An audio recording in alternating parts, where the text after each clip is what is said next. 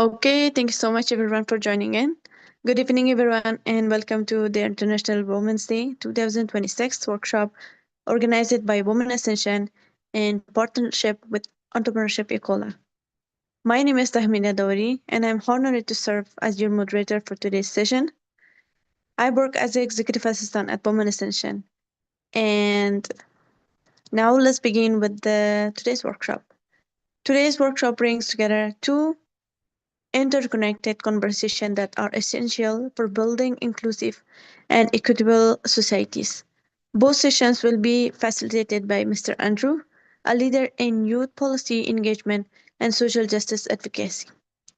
In the first session, Youth Leadership in Policy and Social Justice, we will explore the role young people can play in influencing policy, participating in governance process, and contributing to discussions, making space at both local and global levels. Participants will gain insight into leadership strategies and advocacy approaches that enable you to drive meaningful change. In the second session, challenging social norms, practical ways to shift mindsets. The discussion will move from policy space to everyday realities. We will examine how gender norms and social expectation affects communities, institutions, and opportunities. And we will explore practical ways individuals and young leaders can challenge harmful norms through awareness, advocacy, and community engagement. Together, these two sessions aim to equip participants with both the leadership mindset and the practical tools needed to contribute to more just, inclusive, and equitable societies. With that, it is my pleasure to welcome our facilitator for today's workshop, Mr. Andrew. Mr. Andrew is the founder and executive director of the Impact Center for Policy Research and Policy Think Tank in Zambia, dedicated to advocacy, sustainable development through research, education, and policy engagement. He holds a bachelor degree in peace and conflict resilience from Rusango University and a certificate in public policy and project management from the University of Zambia. He is currently pursuing a master's degree in human security and sustainable development. Mr. Andrew has led impactful institutions including the Empower Her Project and the Policy Reform Project, and he has contributed to discussions on major um, continental issues such as the African Continental Free Trade Area. His work focused on youth leadership, policy engagement, civic participation, and social justice advocacy, making him an excellent guide for today's conversation. Please join me in welcoming Mr. Andrew. Mr. Andrew, thank you so much for joining in. The floor is all yours. Thank you. Thank you so much. I'm so glad to be here again. It's always a wonderful time for me to come back. I call Women Ascension to be home for me because uh, Madam Mahin has been my mentor for a long time now, and I'm still learning quite a lot from her. And coming back to the Women Ascension to offer this particular presentation is an honor for me. And it's good to know that our audience today is quite wide. We have people from across the world. It's really wonderful to actually know that. So today my task is very, I don't like saying simple, but my task is interesting. Yeah, interesting is a good word to use. And I will be talking about youth leadership in policy and social justice. And I think my team and I at the Impact Center for Policy Research have been engaged in this particular sector for almost a year and a half now, from the time that the think tank was actually founded. some of the principles of this think tank were actually well grounded by the Women Ascension from the time I joined one of their fellowships. So I'm so glad to be here.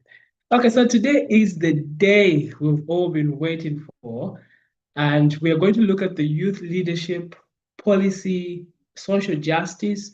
We'll also look at some of the theoretical models. We'll be a little bit academic, but will not be too much, but move away and become so practical about it. Then we'll look at some of the metrics and the indicators, what makes youth, what really shows how youth are transforming the policy sector. And then also look at some of the case studies. I think the case studies are like one of my favorite part of this particular session. So youth and leadership in policy. The picture you see on the screen, just last weekend, we published a policy brief on agri-tech and open market.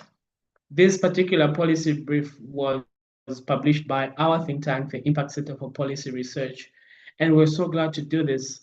When I heard that I'm going to tackle this topic, I'm like, oh, what a coincidence, because we were just from publishing a policy brief.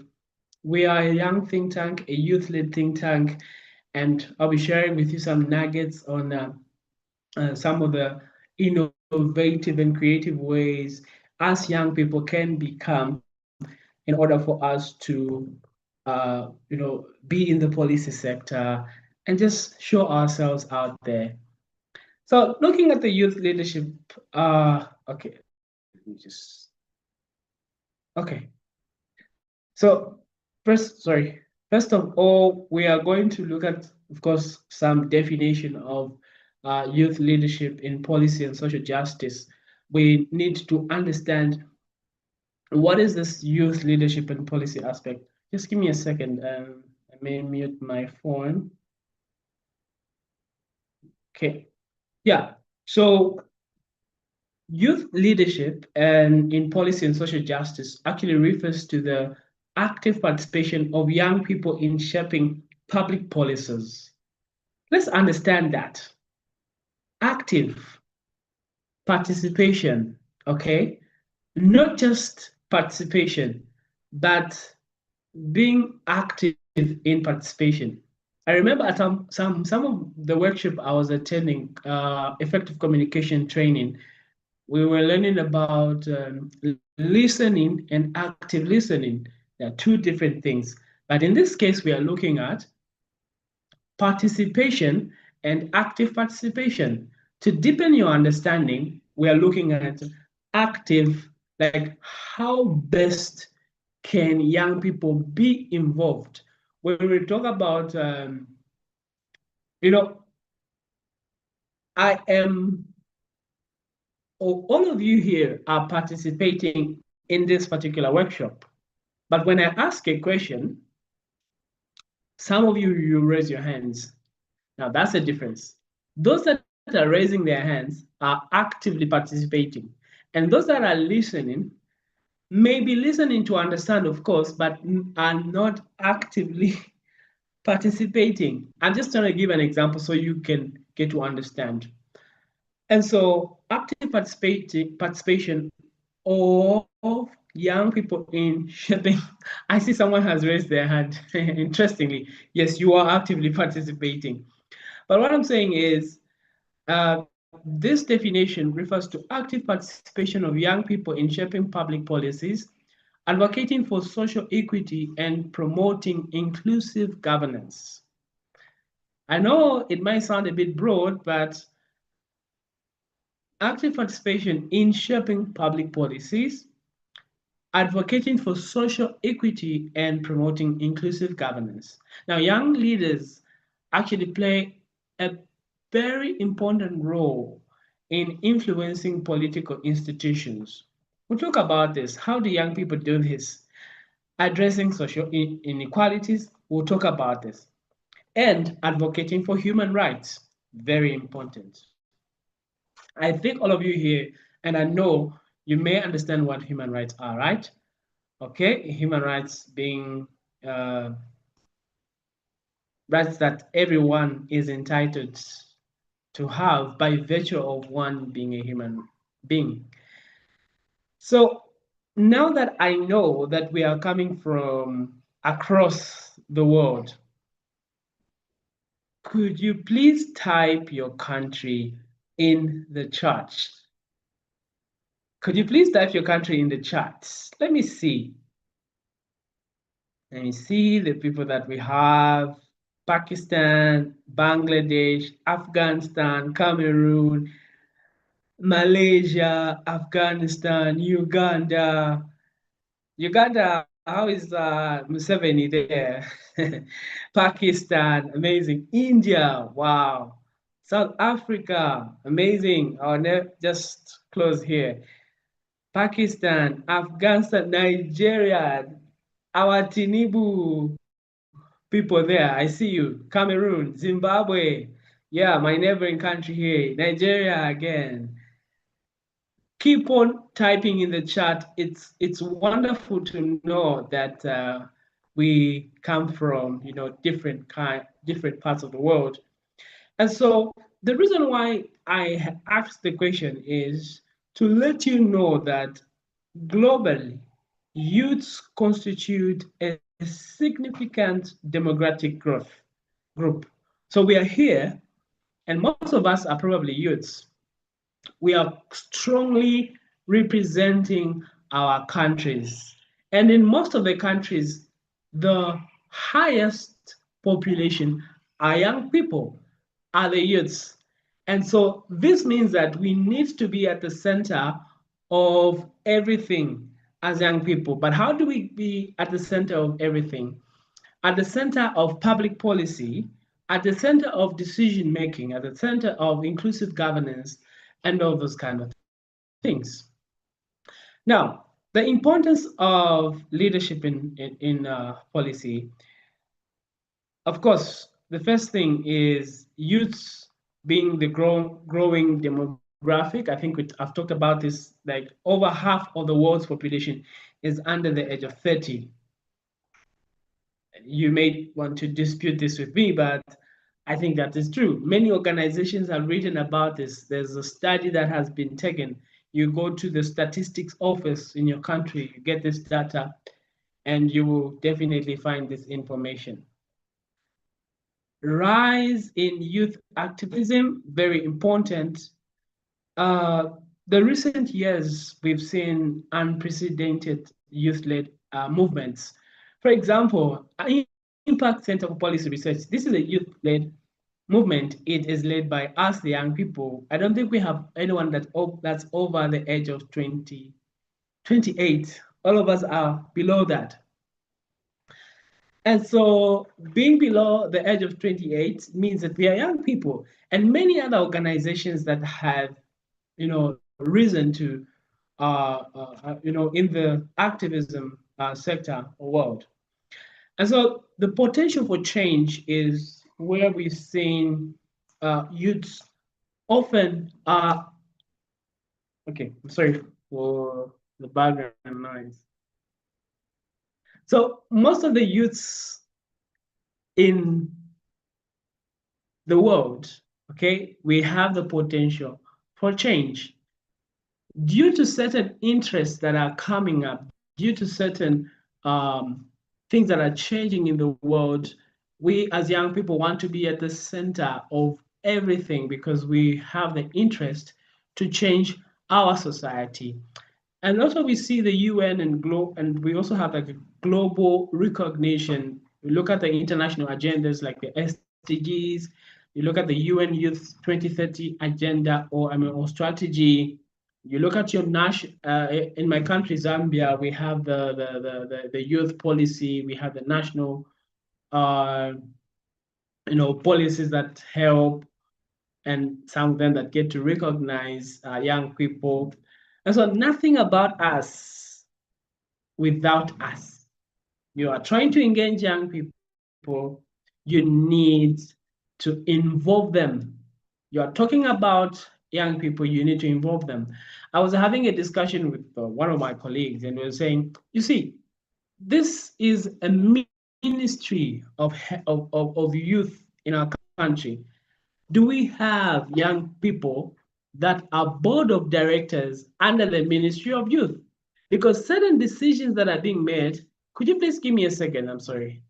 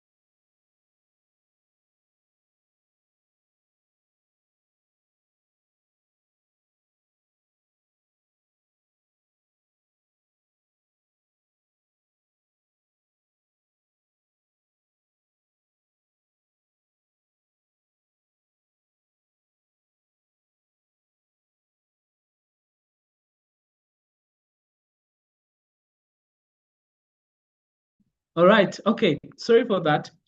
I had to attend to something very urgent around the room. Yeah. So I was just trying to explain about how we as young people are actually recognized in some of the things that we do. Again, nothing about us without us. If you have a ministry in your country, a ministry that's looking at the matters to do with young people, check their board of directors. Who are they? Are they big people who are making decisions on our behalf, or these there are also young people that are involved? The question is yours to answer. Let's look at the theoretical frameworks here. This is why I said I'll be a bit academic, but not too much. Things that are guiding us to understand youth leadership and the public policy and activism aspect is the first being positive youth development. Now, this frameworks emphasizes that emphasizes the youth assets and the skills, the agency, and the supportive environment. Before I go further, this particular framework then says young people may have the skills, but is the environment itself supportive for young people to implement or to utilize the skills that they have? For example, let's say I'm a businessman. Okay, let me just confirm. Could you confirm if you can hear me, please? I need that. I need just to confirm that. Yes, sir, you're audible. Okay, perfect. So it's a framework that emphasizes that young people have the skills, and if young people have the skills, meaning the environment as well should be conducive for them to utilize their skills. So it is also linked to increased civic engagement as well as policy participation. If you offer an environment where young people are utilizing their skills, and also the environment is quite favorable, you will see an increased civic engagement and policy participation. Of course, other authors have written about this framework. Then the policy change framework, concepts like John Kingdon's policy windows or the network theory, where youths should act as catalysts of change. We should be agencies of change, right? We should be policy entrepreneurs. It is the time that we need to make decisions that are going to affect us positively. It says that we should not wait for the government, for the private sector, whoever, to tell us what to do. Instead, we should be entrepreneurs. Now, here's the thing. I give an example that the past weekend we published a policy brief that had recommendation on agri-tech. And these recommendations were, of course, going to the government, the Ministry of Agriculture. Now, imagine if we sat down and started saying, we should be digital. We want to go digital. We need to digitalize our agriculture sector and all those kind of things. But do we have something that will guide the government in order for us to utilize and implement the digital or digi agriculture? And the question is, we need to recommend these policies ourselves. If you sit down and relax and say, okay, I'll wait, let's see if things would be transformed, things will not happen. We need to be catalysts of change. We need to be policy entrepreneurs. Recommend policy is in different ways. You can either, oh, sorry about that. You can either write articles, you can host some campus events if you are allowed to do so. I think I have a quick question. What if the government didn't let you apply that initiative? Do not wait for the government to let you apply that initiative. Do not wait for the government to give you approval in order for you to implement your project. Start small. A very good another example I can give is last year, Impact Center in partnership with Women Ascension implemented the project known as Empower Her. How did we do that? We didn't go to and knock on the doors for the government to say, hey, go. We would want to go into the field and collect data and translate that data into a policy brief and recommend certain issues. And that project on Empower Her was to do with property rights. How do we empower women with property rights, and in order for them to grow themselves economically? Imagine if we said, let's wait for the government to give us approval for us to go into the field. Government wouldn't have done that because they have a lot of things that they're doing on their own. But what did we do? We went and knocked on the doors for Women Ascension to say, look, we have this project, but we do not have a platform for us to amplify our voices. What did they do? They opened up our online platforms and we started hosting webinars. We we went into the field on our own as young people to collect data. How are women, how are they being affected? There are so many things that women are going through. They do not own property. There are issues to do with traditional matters where women, traditional norms where women are not supposed to own property and all those kind of things. Well, we went into the field in some outskirts and collected that data.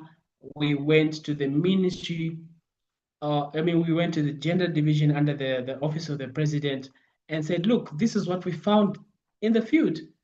And this is serious. Something needs to be done. Women are not aware about their property rights. And ask me, what did the government do? They said, wow, we are surprised. We only see bigger NGOs coming to us, giving us this data. So you guys can also do this. We surprised the government and did not wait on the government for them to do these things for us. So that is the policy change framework, and I've prolonged on this just to make sure you understand. The empowerment and civic engagement model framework, rather, is also another thing where we look at the social ecological approaches, highlighting multiple support. In this aspect, we're looking at the family, the schools, the institutions that are needed to for youth to gain political efficacy and access policy spaces. Now, in short, there are certain platforms or infrastructure or avenues that are needed for youth to gain the political efficacy. For example, the schools. I need to go to school. I need to learn how to do this. I need to learn how to speak to people. I need to learn what is this particular policy? What does it do? What does the youth policy entail as young people to do? And all those kind of things. You need family, okay? You need family in order for them to support you. in some of your initiatives. Okay, so that's all about the theoretical framework, some of the things that are guiding us. And how do you connect youth leadership and public policy?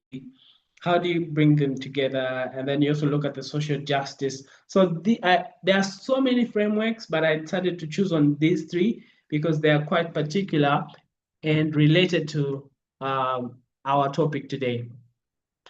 When we look at the measuring youth policy impact, now we're looking at the indicators,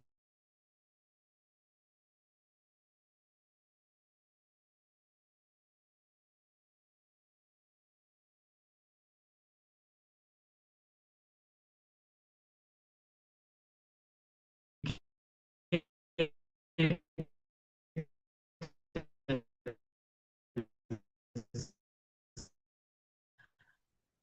how kindly confirm you can hear me, please. Yes, sir, we can hear you, but we are able to, like, not able to hear you in between for a while.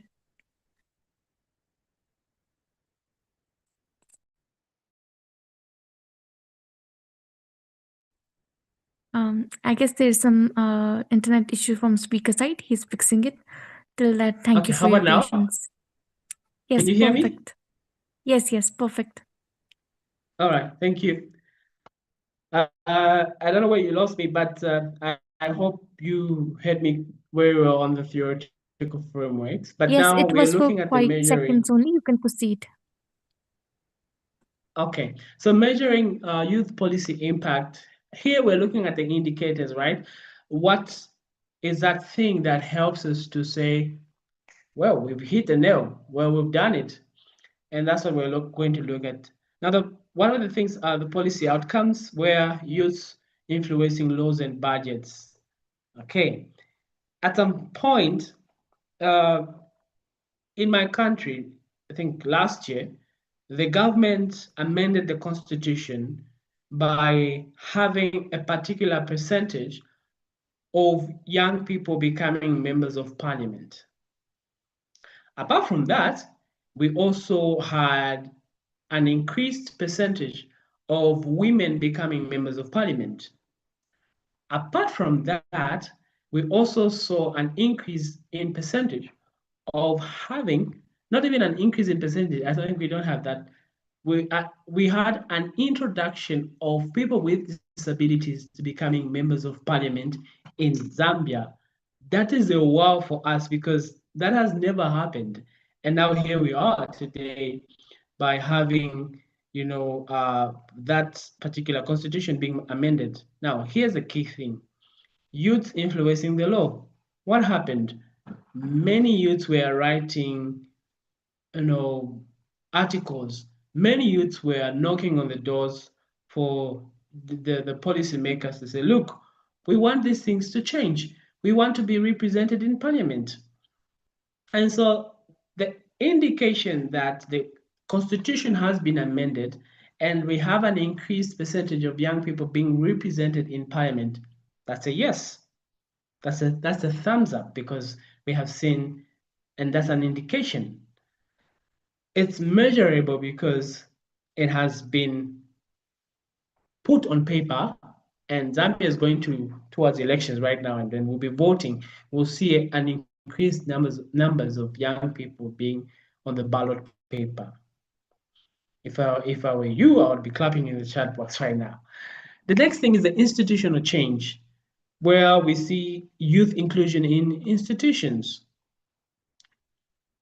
It is not just employing youths, of course, but also including them in some of the institutions that help them to make decisions on behalf of their maybe fellow young people or on behalf of the community.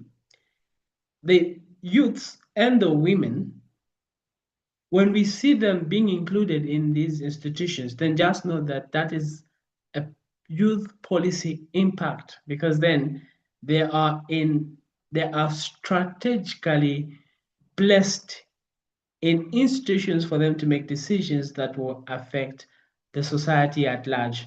Then we also see civic participation metrics where youth engaging themselves in participation levels.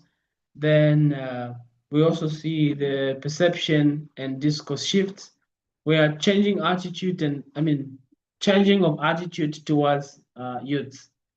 We see the sustainable engagement where we see the long-term youth movement capacity. Here we are saying youth should begin to found movements, organizations that will help them being heard. Women also should be engaged in, building movements. So this helps in measuring, and it's a very good indicator that places the fact that we are making the policy impact that we want to make.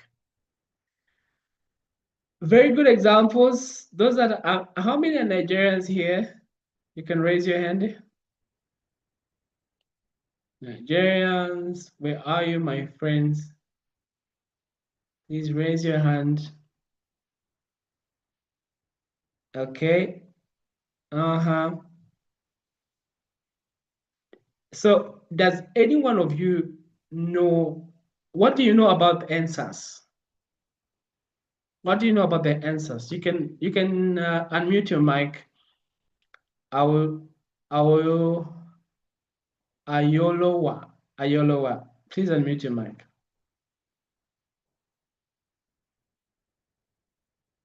Yeah, everyone. I don't know you ever heard. Yes, Can you we hear can hear me? you. All right. So, answer, I was quite little then, but I knew that there was a whole lot of fights all about. We had to stay at home because the youths are outside to fight for their rights. Okay, thank you. Anyone else?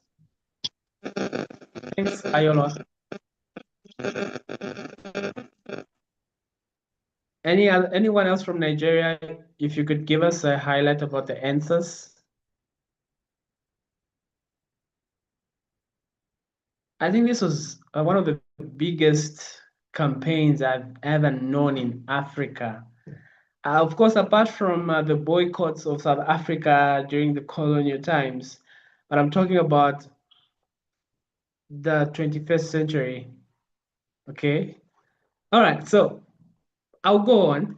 Now, the answers is one of the movements. These are one of the movements or the campaigns against police brutality led to dissolution of SAS unit. SAS was a unit, I think, under the police. And also digital organizing and mass protests forced government to respond, at least the Jew reform. Those from Nigeria would understand this, despite the implementation challenges. Now, this was a youth-led campaign, by the way. It was not old people that went on the street. Okay, these were young people who thought, okay, look, things are not happening correctly in our country, and we need reformation. We need things to change. But then what do we do? Okay, let us ask to, let's go on the street and ask the government to make a few changes with regards to police brutality. Also, who's from Kenya? Do we have anyone from Kenya? My brothers from Kenya, Sawa Sawa, Abari. Who's from Tanzania? Do we have anyone from Tanzania and Kenya or Uganda? I think we have someone from Uganda. Who's anyone from Uganda? You can raise your hand. Uganda.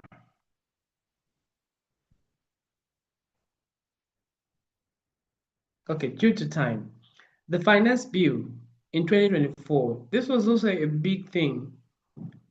And what happened? The Gen Z community in Kenya went on the street and said, look, the government has introduced the finance bill that was proposing new taxes.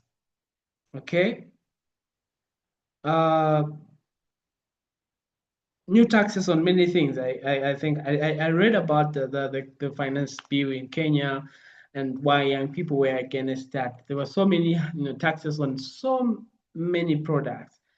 And so the youth felt that would increase the cost of living. Okay. So they mobilized themselves and protested in the street. They went on social media and had campaigns like Reject the Finance Bill 2024. If you are on Twitter, which is X now, you just type Reject Finance Bill 2024. All those tags all those posts will come, and you realize that young people were against the finance bill in Kenya because of those many disadvantages that it came with. So the activism prompted the dialogue between the leaders and the citizens themselves. And the indication that the Gen Z got to win this particular activism or campaign was where the president, Ruto himself, invited the leaders, the young leaders at State House to say, look, let's have a dialogue. Come, let's speak. What's the problem?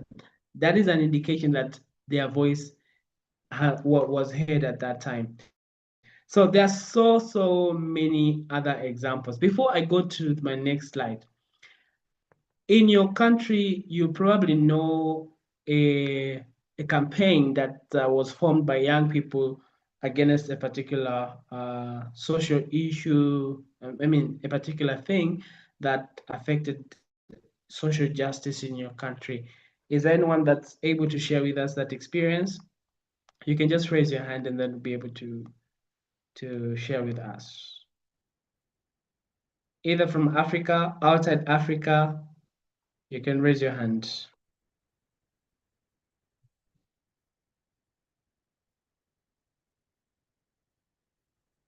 Go ahead, Dinell. Thank you.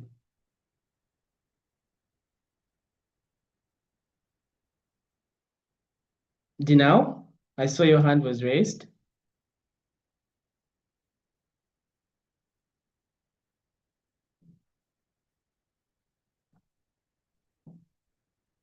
While we're waiting for Dinell, anyone else that would want to share with us, please, you can raise your hand. Oh, okay, it was a mistake. Anyone that is ready to share with us? It might not really be a movement where people went on the streets. No, it could be even any other movement that is led by young people for a social cause.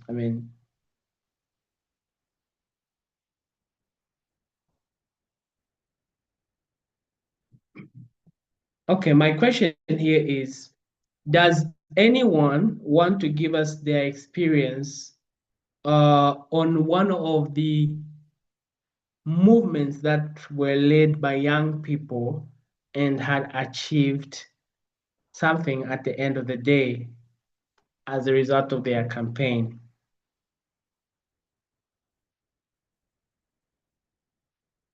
Do you understand my question, Aquila?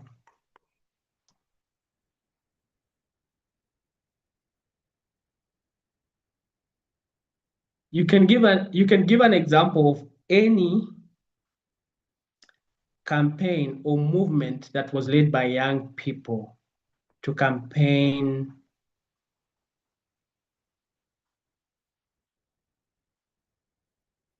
Okay, Yasmin, go ahead, Yasmin.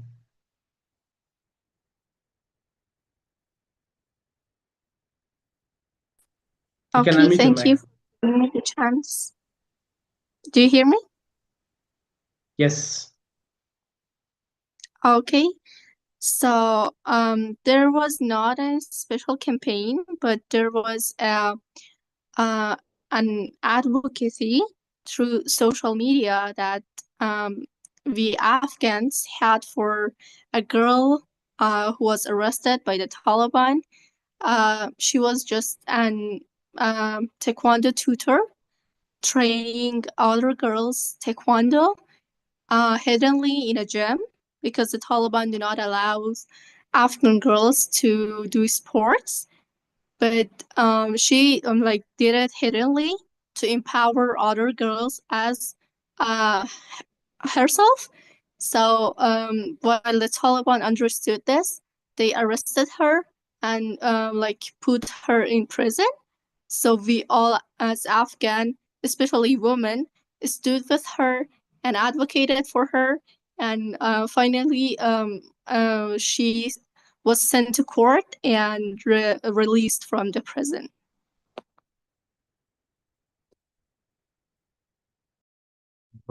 Thank you. Thank you so much for sharing that. You see, it was as a result of that particular advocacy that she was released. Ayolua, go ahead and share with us, please. Thank you. Right. So I'm going to talk about two campaign that happened. So I remember while I was in school, there was a huge increase in school fees, and it was really high. So all the students in school, SUG, everybody, we had to come out, say that we are not going to attend. And so so after the campaign, the school had to reduce the normal fee to 12. So the second one I will talk about is also like a private campaign that we did, just a private rally we did. So we did this about making for climate action. So we did it for making people in the community realize how climate action works and stuff like that, educating them about climate action so that they can know what next to organize in their community, in their environment. So that's what I want to say.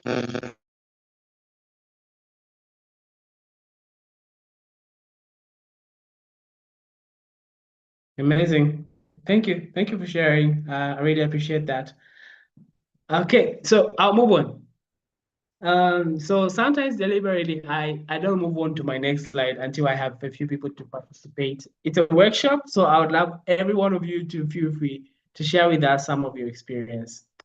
Okay, so quickly, I'll just, because I think I have like 10 minutes remaining, but I want to just pass you through the youth to policy influence pathways. People talked about the social media campaigns right here. Honestly, I wanted this to come from you, which is amazing because now some of you talked about the social media campaigns and some of you talked about the on-ground advocacy or activism. So if you look at the outsider tactics of this particular model, you see there are social media campaigns, there are also protests and marches. You see the insider tactics where we have the formal advocacy and proposals, the policy forums and the committees.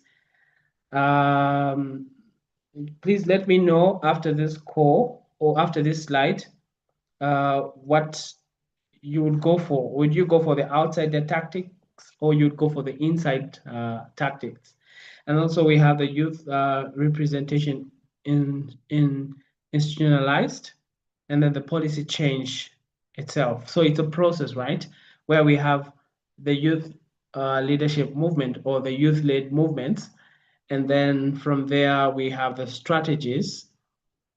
And the strategies are used through through social media campaigns or through the protests and marches, and then or you using the insider tactics. Now let me say the protests, please don't get me wrong, don't go on the streets and get stones to start stoning the government buildings, the vehicles.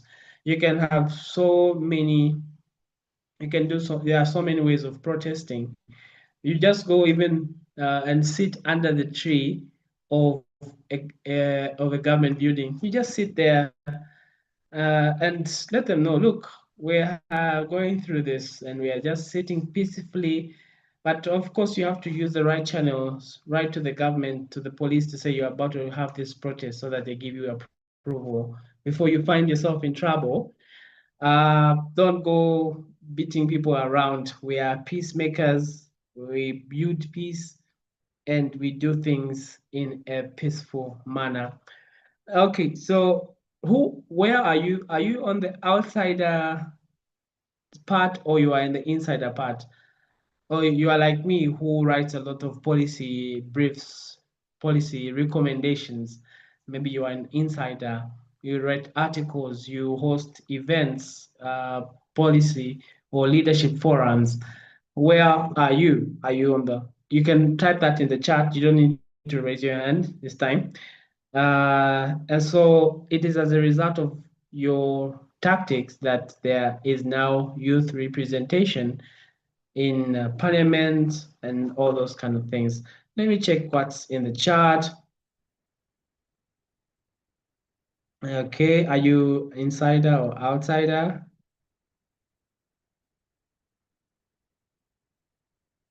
Okay, Aguila said outsider tactic. Okay, awesome.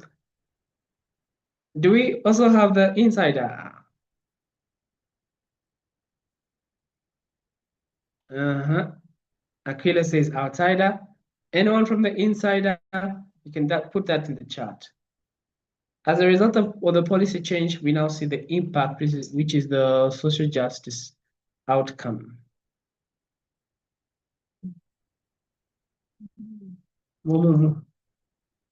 Yeah. So we see that particular aspect. Well, I see Jasmine has the insider tactic. Okay, quickly. Aquila says, I think outsider tactic is more effective than insider. Okay, let me go back to my slide. Zaina says insider. Okay, well, it depends. Like each tactic may have, it may be effective in its own way. Ramaya says, I guess both have their own effectiveness. Yeah, depending upon the situation. Ramaya, if you're comfortable, you can unmute your mic and share with us that insight where you're saying it depends, like where you're saying both have their own effectiveness. Are you able to do so? To just explain further, Ramaya? Okay, while we're waiting for her, Chito says, oh, don't worry, you can speak at the later stage. Chito says insider. Okay, so both you can go for insider or outsider. They are all almost the same. I mean, they all have they are all effective in their own way. Okay, so best practices or best practice strategies and resources for a meaningful youth engagement. Number one, involve youth from the start. I've been saying this repeatedly. Don't engage youth at the end after things have become bad now. Engage young people from the start. Capacity building, engage young people in many trainings. I like what the Women Ascension does. They have fellowships across, you know, I'm from Zambia, and if you look at Women Ascension and the leaders, the staff, the mentors, where are they found? They are found in far, far places, but I'm able to, get mentorship from them. And so let's look at the capacity building here, where they're offering fellowships, mentorships, workshops like these ones. This is whole capacity building. Establish formal youth representation mechanisms, as well as setting youth agendas. The challenges and mitigation, I'll not say everything here, but if you like, you can just take a screenshot of this so you can go through. But there's some being tokenism and autism. We also have the mitigations there. And then under resource constraints, The mitigation is to seek dedicated youth budgets, partner with youth organizations, use digital tools cost effectively, and all those kind of things. So don't wait to be told what to do. Be a policy entrepreneur. Okay? Don't say, I don't have resources for me to do this. Start small. Diversity, and inclusion. The mitigation here is outreach to grassroots groups, quotas and targets for marginalized youth, accessibility, accommodation. Now, what's next? We've talked about all these things, and we're glad that we did. But what's next? What's happening? Are we getting there? Are we seeing the social justice? Are people being treated accordingly, and are they being treated well? Are we having youths being involved in public policy, in decision making, in order for us to enjoy justice, social justice in our societies? Those are some of the questions that we begin to ask ourselves. But I have engaged you guys quite a lot, so I don't want to jump into another interaction. Otherwise, I want to say thank you so much for your attention. Now is the time for questions.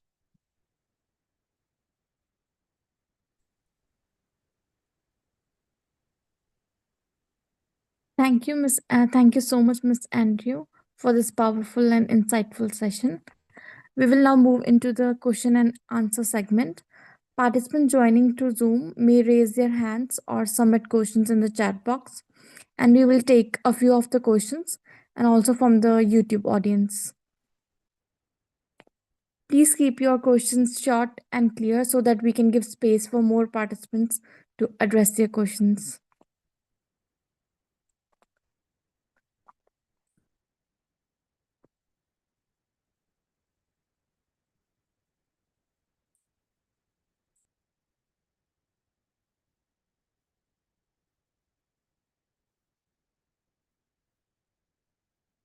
Yeah, no problem. Alfred, I'll share this PowerPoint with the team so they can share with you.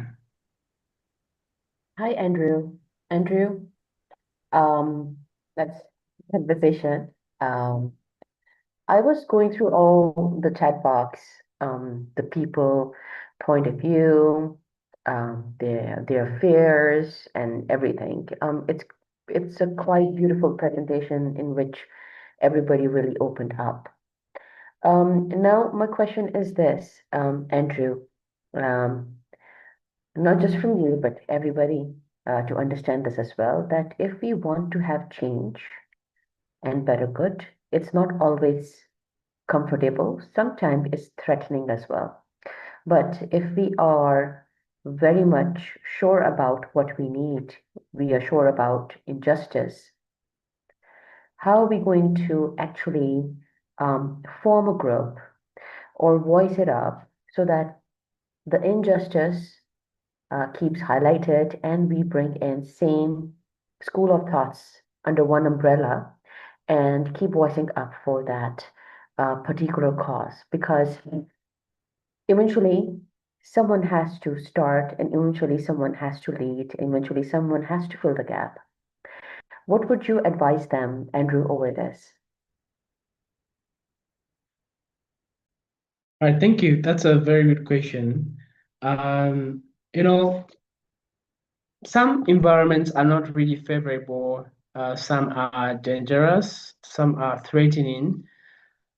And we've seen other young people that have been engaged themselves in advocacy, and because of that, they've been arrested by, their country. And I think one of them, she's okay in mentioning this because she was even, I think, recognized as, one of the young people in Africa that are standing for democracy, and this is Namatai. from Zimbabwe. She was arrested last year, and she won the case in court, and she was released. She continued advocating for human, rights through her movement. But how do you protect yourself? How do you form a group? And that group should be, of course, have more impact in causing change in society. Going back to my challenges and mitigation here, I think I talked about youth voices, sometimes sidelined as symbolic, and bringing in the mitigation aspect where I said we need to clarify roles and share real power, train adults on youth engagement. First of all, you need to identify what is your role as a young person in advocating for that particular social change. Because sometimes young people, we are everywhere, and we do not understand, okay, I would love to fight for this, but what is my role? What exactly am I supposed to do? Okay, because some decisions that we make may end up, making us or causing us being in trouble, and then might be arrested at the end of the day. So you need to understand your role first of all. Then there are so many ways you can also try and protest against a particular injustice, and then you'll be able to see the impact. Under this particular model I shared with you, where we talked about the insider tactics and the outsider tactics. Now, the outsider tactic is where you get sometimes to be in danger because you go on the streets to, protest. Even when it's a peaceful protest, the police might even arrest you. But one of the things I would say is you need to be very independent in your advocacy and stand to what is right. You are going to be feared. I know of so many activists in Africa that are being feared by their own government. Sometimes they even invite them to the table and say, look, how then do we solve this situation? I give an example of the finance bill in Kenya, where the government had to call the young people to say, look, come to the table. Let us talk about this. How do we resolve this particular issue? The first thing is, as you are creating those movements, you need to understand your role, okay? You need to have a deeper understanding. You need to take care of yourself. Do not be violent. Violence should be absent in your movement. As you're growing your movement, as you're creating these groups to advocate for human rights, you need to be you need to stay away from violence, because violence will let you in trouble and you'll be arrested.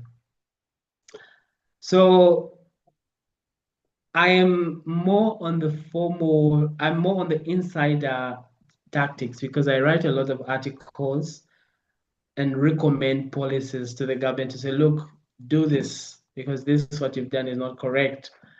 And so sometimes articles help you stay away from danger, because those are they may seem to be academic, but at the end of the day, there's a message that the government should hear about a particular social change that is saying no to injustice.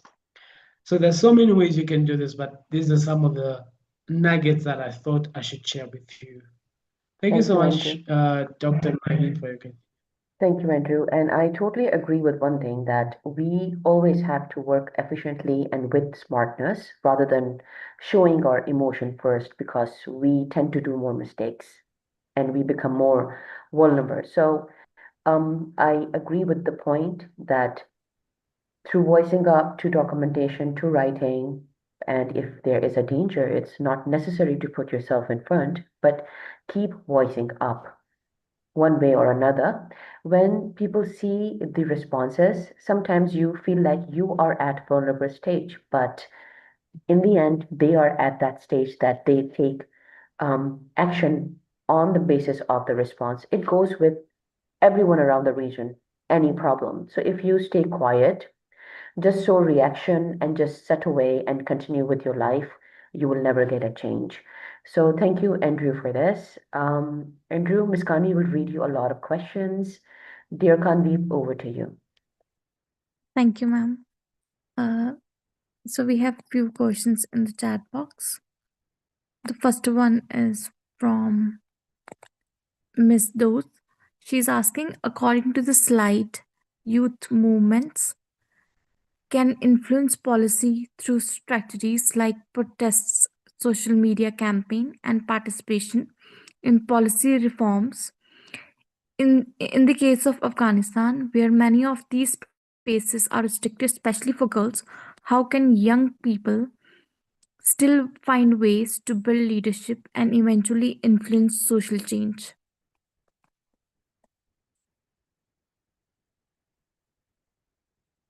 Okay, I need to read that question. Where is it? Is it in the chat? Yes, I will repeat it for you. So basically, she's Yeah. asking that since she's living in Afghanistan and there is restriction for the internet connection for girls, so uh, how can young people still find ways to build leadership and eventually influence social change? Okay. Yeah, so, at some point, especially during elections, the African countries, of course, I'll relate that to your country, but African countries, they get to block people on the internet, like from using the internet. And so what do? They go on the ground to do some activism. And for your case, you can check around within your community, your neighborhood, and see if there are people that are of the same interest as you, that you would come together and make a group or come up with a group in order for you to advocate for the rights or for peace, maybe in your community, in order for social justice to uh, to go on. Well, you see, you might not necessarily be on the ground in order for you to protest, but the first thing is to identify who are the people that are of a common interest. As you bring up your ideas together, you might have your idea, but maybe your neighbor might have a better idea. So discuss and say, oh, look, how do we sort out this issue? Because we are suffering as a result of this particular thing. But then what do we do? Because we need to transform our society. And some solutions are community solutions. And they become more stronger when solutions come from the people that are affected. Sometimes I'm so much against some of these organizations that go and offer solutions in communities when they don't stay there. It is you, the people that stay there, that when you come together with people that are of the common interest, and then you better understand how to sort out that issue. If you do not have platforms like, online platforms, because the internet has been blocked for girls, come up with that particular initiative. It will help you. Any other question? I hope I answered that Yes. correctly. Yes, you have answered it really perfectly. And we have one last question from the audience. Ms. Zainab is asking, what do you think what we should do if we are not able to go out on the ground to protest for our rights and justice? Yeah, that's a very good question, because I also don't go on the ground to protest. But what do? I use the platforms that are available for me. For example, I use the newspaper. just today, I was featured in the Zambia Daily Mail when we hosted our policy reform colloquia, and I talked about how young people can be engaged in policy, in public policy, and making decision making processes. You see, I didn't go on the ground, but what did I do? I used the newspaper to write and have my voice be heard. Look for platforms that are around you, maybe like newspapers, social media channels, especially on X. And be careful as well, again, because some countries are not safe. You may go on social media and write something against a particular leader, they will come for you and you'll be arrested. But what do? You need to be very objective in your writing and you need to be independent as well. In as much as you are trying to stay away from trouble, but also you need to be very objective. My kind of writing is a writing that doesn't say the government has failed. No, I don't say the government has failed. Instead, I say the government has had challenges in implementing this particular policy. You see, when the government reads my article and says, "Oh, I think this is true," but if you say the government has failed, they're like, uh, something is fishy here. I think this guy is totally against us. Let's go for him. You should be very objective and be very diplomatic. We are people of peace and we need to be very objective, diplomatic in our writing. If at all you write articles like me, if you can go on the radio, go on the radio, but be mindful as well with the words that you use. The key is be objective, independent, be diplomatic. Don't align yourself to a political party because be non-partisan. Because some politicians might want to use you as an agent of change, and then you end up being found in a violent act, you'll be arrested. So stay away from politicians. Politicians are good people, of course, but I don't like them because some of them get to engage you in violence, which is very bad. All right, thank you. I hope I've answered that correctly. Yes, perfectly. So we'll just move on to one last question, which is very essential. It is from Miss Shifad. She's asking, in case of life-threatening situation, should we still protest for our rights? And if yes, then how? I'll use a very practical experience in answering that question. A few weeks ago, Uganda went on, Uganda, they were having elections in Uganda, and the opposition leader, Bobby Wine, was being hunted by the government. What did he do? He stayed behind and remained quiet. I've read your question. In case of life, threatening. Of course, the word threatening there is having me goosebumps. Should we protest for rights? Life threatening. For us that are Christians, I think it's only Jesus Christ that died for our sins. So pause, take a deep breath, allow the situation to cool down, then get back. Thank you. Perfectly answered. Since we are almost across the time, so we would not take any more questions for now. There's a question by Miss Fellow. I'll get it addressed personally, though ma'am answered it. And any last words you would like to say, Miss Andrew, before we close and we proceed for vote of thanks for our participants? Thank you. Please, if you're not familiar with VPN, for some of you that are coming from countries that are not, the environment is not okay, safe for you, use VPN. Sometimes it helps. And also don't use your your correct names, okay? On social media, use other names.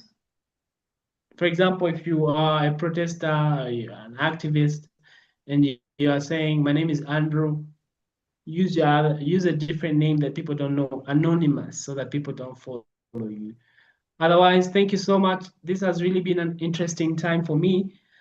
I hope to have this session again, but thank you for being active participants. Thank you so much, Ms. Andrew, for always coming on the floor of Women Ascension and inspiring so many fellows and participants and everybody. So I would be proceeding towards vote of thanks. As we conclude today's workshop, I would like to thank sincerely our workshop facilitator, Mr. Andrew, for sharing his expertise and inspiring us with practical strategies for youth leadership and social justice advocacy. I would like to thank our partner, Entrepreneur Echoes, for their collaboration in making this session possible.